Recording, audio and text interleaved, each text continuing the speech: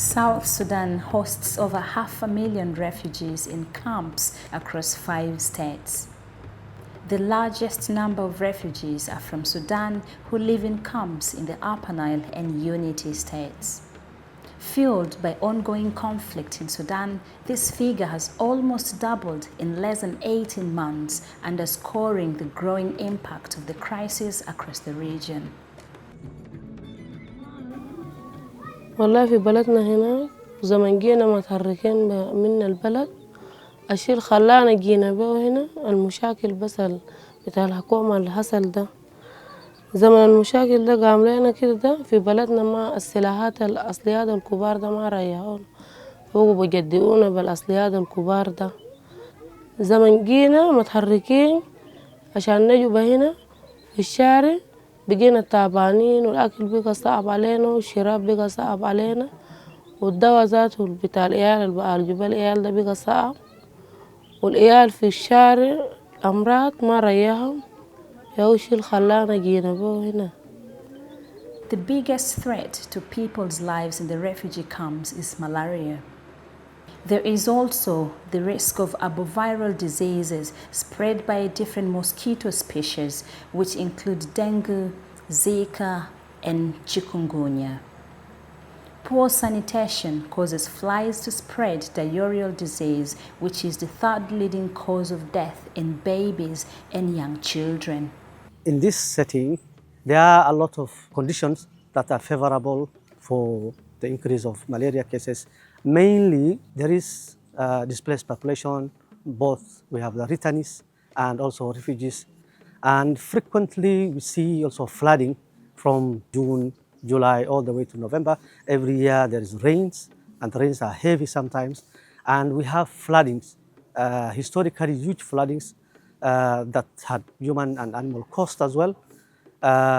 So these floods are very good breeding site for the increase of mosquito population, and thereby also increasing the number of malaria cases or even other vector-borne diseases in this setting.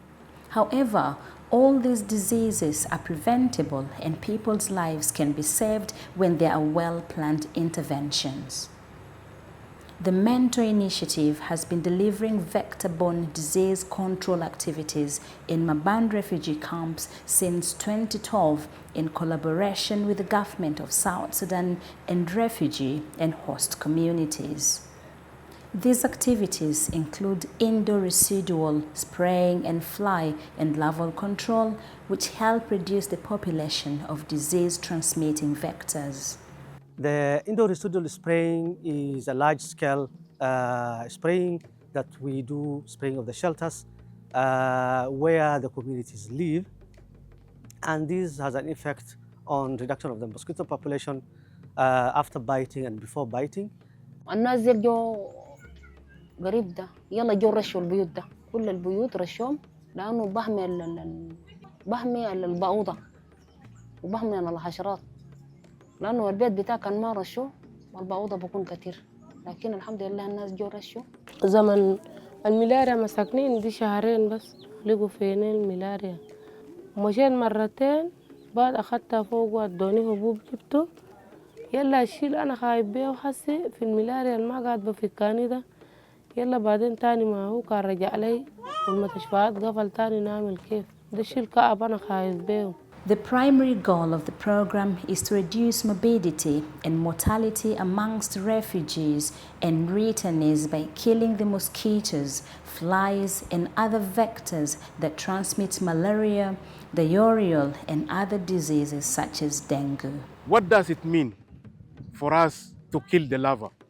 It means we will not expect the adult mosquito again to increase in density within the community. Once we apply the chemical, it kills the larva in order for it not to move from larva to pupa and then goes out.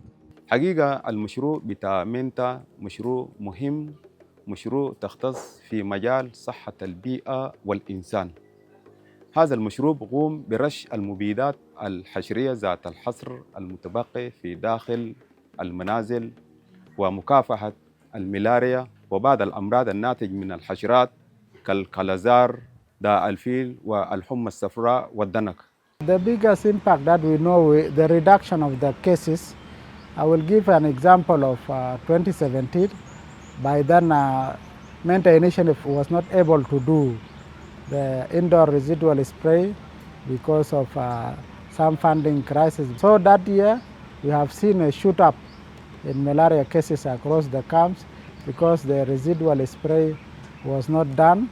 But the next year, when we did the residual spray on time, the cases has reduced.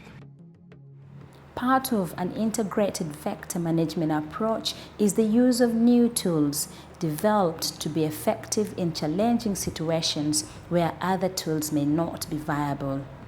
Spatial repellents are an innovative class of vector control tool that have been tested and implemented at scale to provide protection against most common vector-borne diseases.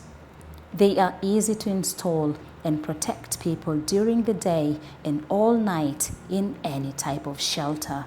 If we don't have the interventions, definitely the prevalence will be more, the incidence, the new cases will increase, and definitely the mortality and morbidity of malaria will also increase on the other hand. So definitely without the intervention, there will be more burden that could be more overwhelming, and we hope that we will manage to maintain and sustain, and not only that, advocate for more resources to make sure that we can reach every person. We are not alone in the fight, but we do collaborate closely with our partners in the fight against malaria by expanding access to life-saving vector control interventions.